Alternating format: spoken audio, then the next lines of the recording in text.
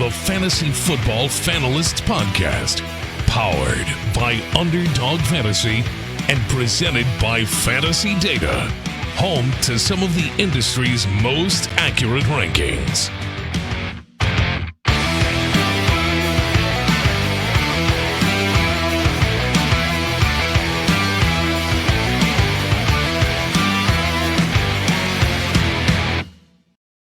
And welcome into a special edition of the Fantasy Football Fanalist Podcast, presented by Fantasy Data and powered by Underdog Fantasy. And before we get into tonight, I wanted to take a moment and tell you that our partner, Underdog Fantasy, is in full swing.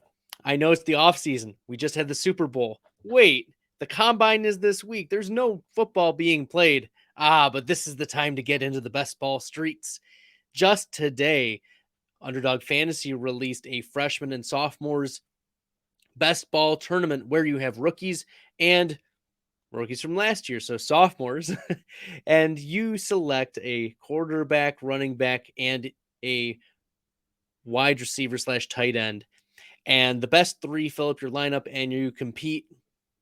About 11,000 entrants so far. Really excited for that particular new way. That's what I love about Underdog, is they keep coming up with new ways to play best ball. Keeps you interested in the off season back. And so if you haven't downloaded Underdog Fantasy, make sure you have. Go to the App Store, go to the Google Play Store, download the app. And for first-time depositors, use the promo code FFF, and that will give you a 100% deposit bonus up to $100. So you deposit $100, Underdog Fantasy gives you $100. It's a great deal, one of the best out there. Take advantage of it. Use the promo code FFF for first-time deposit. All right. Will the real Rondale Moore please stand up? Is he a bulletproof prospect? Is he a bust? Is he a faceplant? Did we not get enough information? What is going on with Rondale Moore? We knew going into 2021, Rondale Moore was going to be the fourth option in this Arizona passing attack. Now, granted, Arizona usually runs 4 wide receiver sets, so it shouldn't have been surprising that Rondale Moore was going to get some run. But as a second-round pick, it was kind of disappointing that he couldn't beat out AJ Green, who we thought was a little dusty. Or when DeAndre Hopkins went out with injury, did Rondale Moore step up? I wonder if this is part coaching, the coach speak, and that might be the concern, but not Rondale Moore's talent. Looking at Rondale Moore's prospect profile, Moore ran a 4.37 40-yard dash, 95th percentile. Now, he is 5'7", 181, so extremely undersized, probably won't win on the outside. It has to play in the slot or has to be kind of a gadget player. Now, at Purdue, he set the world on fire. In 2018, when Rondale Moore was 18 years old, he had 114 receptions, over 1,200 yards. He had a 29% target share, 12 receiving touchdowns. He also played on special teams, over 700 special teams yards. He's a dynamic player, right, in college. But 2019-2020 played a combined 7 games. It just wasn't getting in the swing of things. That's why we had concerns going into 2021. He hadn't played much football over the last 2 years, mostly due to injuries and probably because of his size. He has to play in the slot. He's not going to win on the outside as a big-bodied receiver. You know, your Mike Williams types or your Corey Davis types, the bigger-bodied receivers. Rondale Moore is not that type. In fact, if you go to playerprofiler.com, one of our partners here at Fantasy Data, they don't have a picture of Rondale Moore as the profile picture. Instead, they have the Ant-Man as a profile picture, if that tells you anything. Now, another very speedy, undersized wide receiver who did win a lot on the outside was TY Hilton. Now, Hilton is, and he's the player profiler comp for Rondale Moore that they have listed here. But TY Hilton, you know, he was very speedy down the field. At 5'9", 183. So had a couple inches on Rondale Moore, but he didn't have the burst score that Rondale Moore had. More 97th percentile burst score, 93rd percentile agility score, and a 73rd percentile catch radius. So even if you threw the ball remotely close to him, he was going to make the catch. And that's what he showed in college and his first year in the NFL. Rondale Moore, let me pull up the stats here. He had one of the highest catch rates among all wide receivers. In fact, number one, and in catch rate, 83.1% is the total receptions by targets to represent pass catching efficiency. So he caught the passes that were thrown to him. Now, the counter argument is that he wasn't getting thrown the ball very far down the field. In fact, if you look at his game logs, and this is such an interesting thing. If you look at Rondale Moore's game logs, week 3, he had 0 air yards. Week 4, 3 air yards. Week 6, 7 air yards. Week 7, 4 air yards. Week 8, 3. Week 9, 7. Week 13, 0 air yards. Week 15, 0 air yards. So half of his games practically were in the single digit air yards. And despite all of those games, he had 65 targets. That means that he was being schemed. The Arizona Cardinals were looking to get him the ball. It was just close to the line of scrimmage and as a yards after the catch type of player. So Rondale Moore probably not going to be a big touchdown maker, at least at this point in his career. Maybe a DJ Moore type is his ceiling, like DJ Moore for what he is doing right now. And we think DJ Moore's ceiling himself is even higher. Rondale Moore, his ceiling is probably what DJ Moore has done on a pathetic Carolina Panthers offense.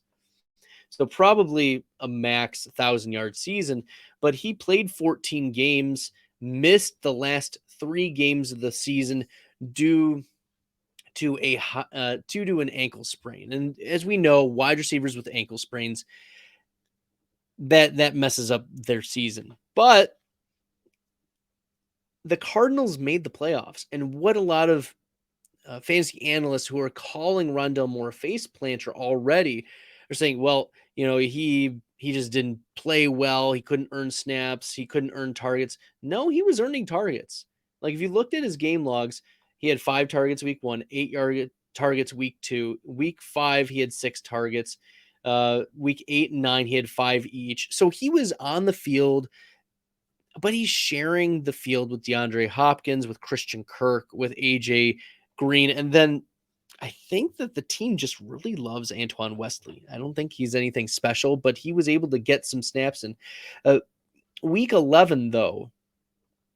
And Wesley filled in for the Hopkins role too. He's built more like Hopkins than Rondale Moore. Rondale Moore is not going to play on the outside and take the Hopkins role. Christian Kirk would move on the outside. At any rate, in the playoffs against the Rams, Rondale Moore, coming off of the ankle injury, which thought would end his season, he got out there and got 6 targets on only 37% snap share. He caught 5 passes and set a season high in air yards. He had 65 air yards in the game against Jalen Ramsey. So you're thinking to yourself, like, okay, 65 air yards. He only had 32 receiving yards. So they tried some deep shots with Rondale Moore. It's just that was not how they were scheming him this first year. Because they had DeAndre Hopkins, because they had Christian Kirk, because they had these players that were practicing outside. So when the injuries happened, particularly to Hopkins, they would just move the player who had practiced on the outside to the outside. It makes sense. You're not going to move a 5'7" player on the outside to compete against some of the best corners in the NFL. Just you want the mismatches of speed in the middle of the field. The concern of face planting is not about, once again, the talent of Rondale Moore. I don't think Rondale Moore did anything to say he's bad or did a N'Keal Harry face plant. Instead, he got hurt at the end of the year. He got hurt and he returned, and he did better upon his return in that playoff game. So I want to also take a look at a few other advanced metrics. Rondale Moore didn't even play 50% of snaps on the season, and he averaged 3.9 air yards per reception, which is criminally low. He had 8 red zone targets, 1 end zone target. So as I mentioned before, this is the DJ Moore treatment. And that's Moore isn't going to be a high touchdown scorer. Neither is Rondelle Moore. But a 14% target share is really nice for a rookie season. And a player that is sharing snaps. Christian Kirk, 18% target share. AJ Green, 16.9. DeAndre Hopkins, 20.5. And that's actually, taking an aside, before the Hopkins injury, that's one of the reasons why I'm out in 2022 on DeAndre Hopkins. He only was earning about a 22% target share when we had seen DeAndre Hopkins earn 30, 31, 32% target shares, even in 29% in an Arizona Cardinals offense, and now it's cut down by a third. So I know that he was injured, but he was injured later on in the season. Before the injury, DeAndre Hopkins was not performing at what we had seen before. And that had shown in the target share. Okay. Another interesting stat, Rondale Moore, his average target distance. So Christian Kirk and AJ Green and DeAndre Hopkins all at least 11 yards. Rondale Moore, 3. So as I mentioned before, Rondale Moore was schemed to get touches. It was not about him getting down the field. And there have been some rumors that, Rondale Moore doesn't have good hands. I don't believe that. He was making catches just close to the line of scrimmage, and he's super fast. I think this is an opportunity to buy low on Rondale Moore. Many are calling him a face planter. Instead, what I'm telling is that there was a glut of wide receivers who are taking up target share and playing in this 4 wide receiver set where it's more spread out. And plus the addition of Zach Ertz also ate into Rondale Moore. We saw once again the Cardinals using the tight end, which was something new that they had not schemed, but they went out and they traded for Zach Ertz because of the Max Williams injury. So all of that, and Zach Ertz is still going to be a tight end 1, no matter which team he's on over the next 2 years. Rondale Moore is a buy low candidate. He's got the skill set. He's on a good offense. And that's what you want. You want a player that's really good on a good offense, that they want him to touch the ball. And that's the takeaway from this year, is that the Cardinals were going to give touches to Rondale Moore. There were some carries. There was close to the line of scrimmage. I wonder whether he would be better as a running back. He's more of like an Austin Eckler type, a Chase Edmonds type, I wouldn't say Christian McCaffrey because they like to run him between the tackles, but a third down PPR type of back would maybe be a better fit for what they want to use him for. Nevertheless, Rondale Moore is a player that you should be interested in. He's got the talent. He's got the opportunity now with Christian Kirk maybe leaving, AJ Green as a free agent. We've seen what DeAndre Hopkins did last year, and even with the injury. So there's a lot of opportunity for a good player who's produced in the past to level up. Yeah, and I mentioned the rushes earlier. There were 3 games during the regular season where the Cardinals gave Rondale Moore at least 3 carries. So that's the type of thing that he's not a high upside wide receiver. You can't expect like a wide receiver 1 season from Rondale Moore. But I wouldn't be surprised in a full PPR if he has 1 or 2 seasons where he gets into that top 24, maybe top 18 wide receiver. If the touchdowns break right and he runs hot, right side of variance, this is a player that has the profile. He's got the speed. He's on an offense that's good. And I don't think the Cardinals are going to give up on Kyler Murray. There's a lot of controversy surrounding Kyler and what his contract situation is going to look like. But many around the NFL are expecting Rondale Moore to have an expanded role for 2022. And thinking that Rondale Moore is going to play 30 or 40% of snaps is foolish, because those types of games happened when he was injured. All right. Long story short, let's take a look at keep trade cut value for Rondale Moore and just see some of the peripherals and whether I agree with them or disagree with them. Okay.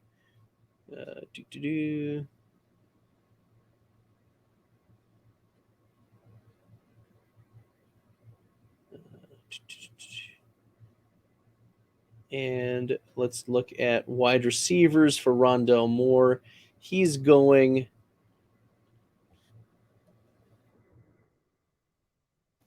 as the wide receiver 50, 132nd overall. His value has dropped significantly. He's in the wide receiver comps of Michael Gallup, Allen Robinson. I'm surprised that Christian Kirk is lower than Rondale Moore, although Rondale Moore's not even 22. He had a breakout age of 18 at Purdue. Look, if you like Rondale Moore more than Cortland Sutton, I think that Rondale Moore is a good wide receiver 4 on your team. So if I can get Rondale Moore for a mid to back end 2022 second round pick, I'm smashing that. I don't think I would want an early one, but I'd take my chances on a player like Moore, who they're not going to give up on, and no team in the future is going to give up on Rondale Moore because of his profile. So they'll scheme touches for him. I think his ceiling is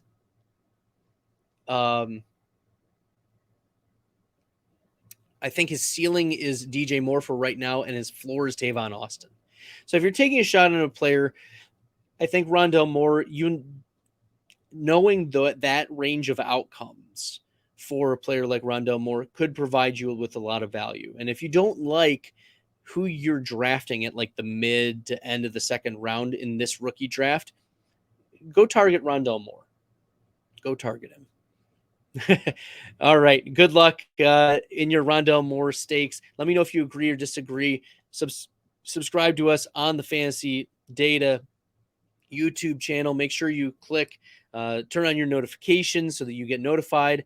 And will the real Rondale Moore stand up? Please, we need to know. Are we going to get Tavon Austin or are we going to get DJ Moore?